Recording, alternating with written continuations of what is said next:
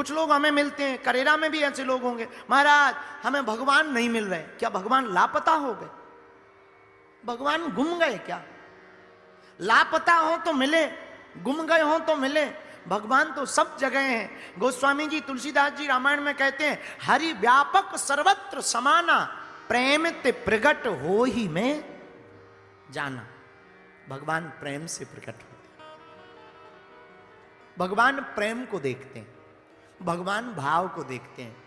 किसी की श्रद्धा दृढ़ हो, भाव दृढ़ हो, प्रेम दृढ़ हो, प्रेम से परिपक्व हो, और तुम भगवान से कोई नाता जोड़ लो, तो हम दावे के साथ कहते हैं इस कथा में, ठाकुर जी उस संबंध को जरूर जरूर भले ही किसी रूप में सही बुल पर निभाने जरूर आएंगे। वृंदावन का उसका नाम बड़ा प्यारा था, तो वो सदा वहीं पर वृंदावन में रहता था, और वो बहुत ही ठाकुर जी को मानता था। उसका नाम था अलवेला भगत, सब उसको अलवेला कहते थे। अलवेला नाम का भगत वृंदावन में रहता, नित्य दर्शन करने अपनी मंडली के साथ जाता, 4-5 महात्मा थे उनके साथ जाता था। नाम ही था उसका अलवेला।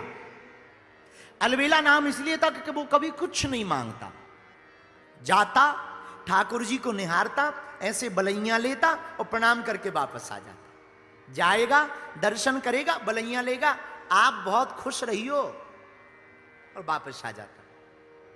नाम पड़ गया अलवेला। एक बार सभी संतों के साथ गया, 4-5 महात्मा हो लिए, वो खड़ा हुआ तो ठाकुर जी थोड़ा आज बाहर की तरफ बैठे हुए थे। जैसे ही गोसाई जी ने पर्दा खोला, पट खोला, सोई सब बोल पड़े, वहां के बिहारी लाल की जयकारा लगाया। तो ये अगल बगल पूछने लगा कहां है? तो महात्मा बोले पागल है, सामने देख वो ठाकुर जी खड़े हैं, कितना सुंदर सा चेहरा है, कितनी प्यारी आंखें, कितनी प्यारी आज माला पहन रखी है, और क्या गजब के कपड़े वस्त्र पहन रखे। इसने मन में कहा अब पागल हो गए, या तो मैं पागल हूं या ये पागल है। उसने जरा आंखों को मीड़ा दोनों हाथों से, दोनों उंगलियों से, और फिर ठाकुर जी को देखा तो सिंहासन तो दिखाई पड़े पर ठाकुर जी ना दिखाई पड़े, इसे भगवान ही नहीं दिख रहे। अगल बगल वाले सब कह रहे, अरे ठाकुर तेरी बलैया ले बड़ो प्यारो मलूक चेहरो है, अरे तो पे बलहारी जाऊं, बड़ो मुखड़ो प्यारो मुखड़ो है, का कहनो थापक थुआ चंदनू लगाए रखो, वाह वाह वाह तेरी बलैया ले बलिहारी जाऊं। पर ये तो सन्न रह गयो, अगल बगल देखे, फिर भीड़ को देखे, फिर नेक आंखन को मले, और फिर देखे, पर भैया इसे भगवान ही ना दिखाई देवे। शाम है गई, वापस आए, सब वापस आए, ये रात भर नहीं सोया, खाना भी नहीं खाया, भोजन भी नहीं किया। पता नहीं हमसे ठाकुर जी क्यों रूस गए, क्यों नाराज है गए। सबको तो दर्शन भय, पर मुंह को दर्शन ना है भय। हो सकत कल के दिन मेरो दिमाग खराब रहो होगो, सुबह से तो बढ़िया दर्शन हो जाएंगे। अब सुबह से जल्दी जल्दी उठा, जमुना जी में स्नान किया, फिर से 4-5 संतों की टोली आ गई, चलो अलवेले दर्शन करें, चलो। चला गया। आज फिर वही हुआ, सबको दर्शन भय, इसको फिर ना ठाकुर जी दिखे। अब तो ये परेशान हो गया, अब ऐसा तो बताओ कि ना बने कि मुंह को नहीं दिख रहे हैं, वरना लोग क्या कहेंगे।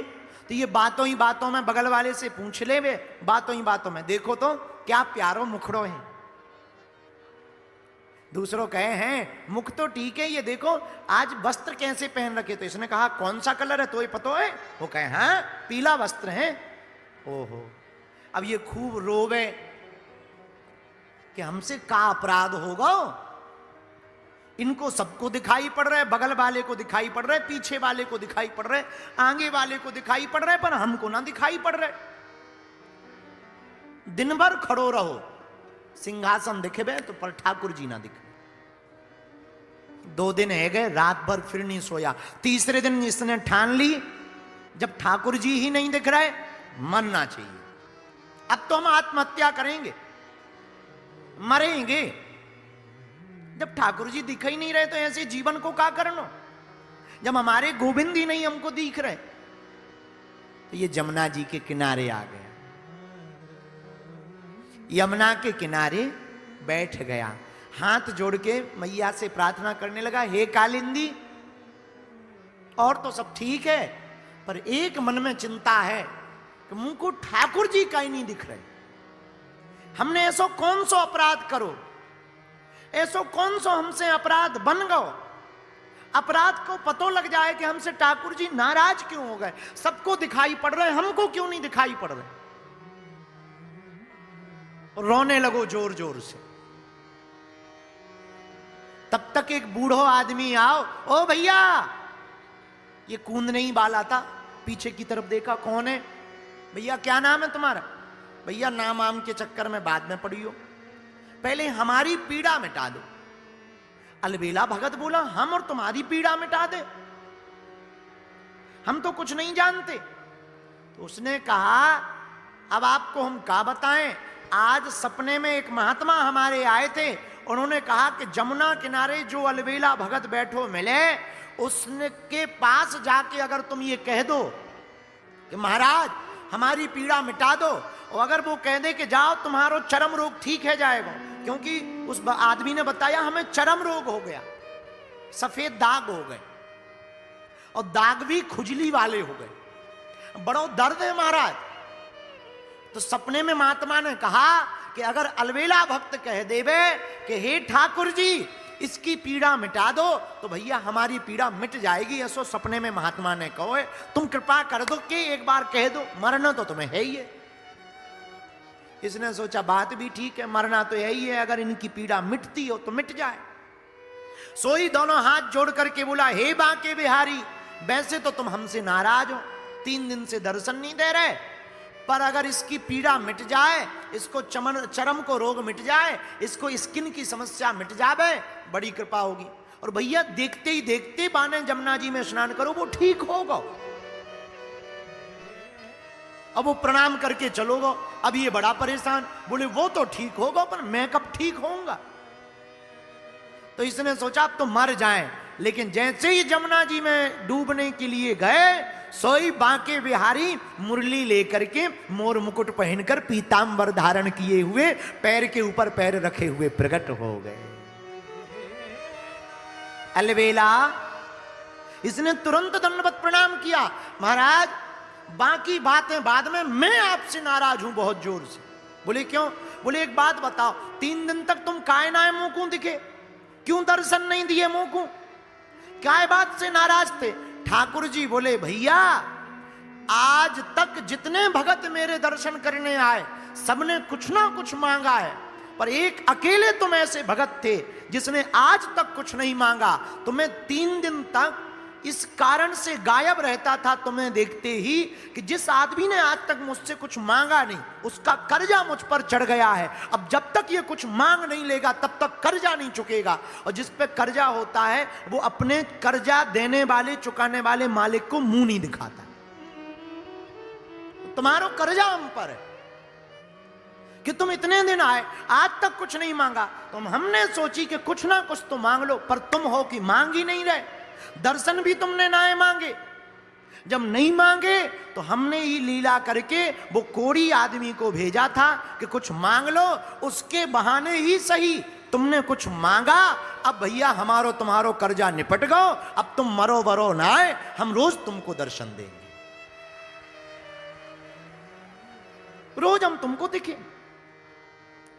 अलबेला भगत की ये कथा कहती है, हमने जैसा कि हेमलता तुमको कहा कि तुम भगवान को देख पाओ, ये जरूरी नहीं है, जरूरी ये है भगवान तुम्हें देख पाए।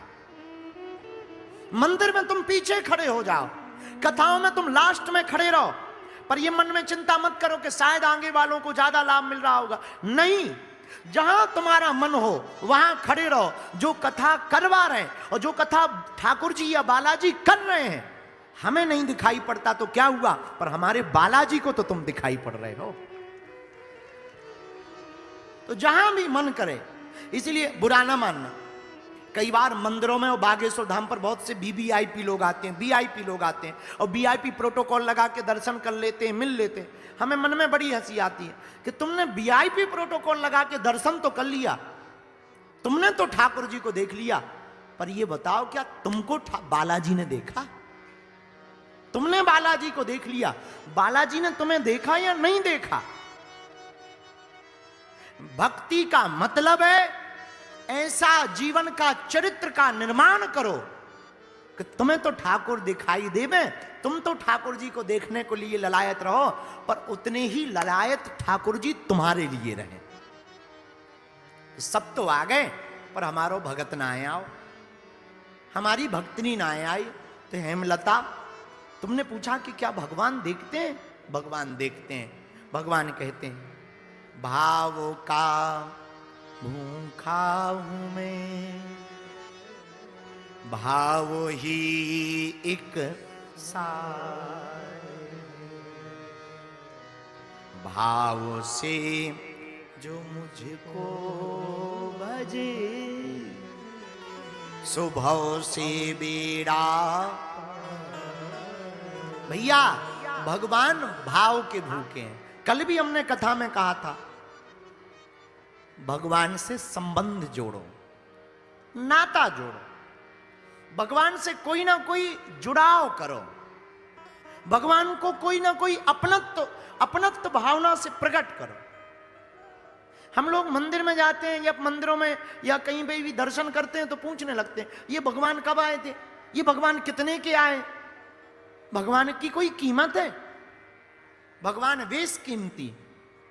भगवान कब आए थे? जब तुम नहीं आए थे, तुम्हारे दादा परदादा नहीं आए थे, तब भगवान आ गए थे, क्योंकि इन्होंने ही सबको प्रकट किया। सारा संसार इनसे ही प्रकट हुआ है। तो भगवान कब आए थे? जब भगवान आए तब तो तुम आए। भगवान तो कभी जाते ही,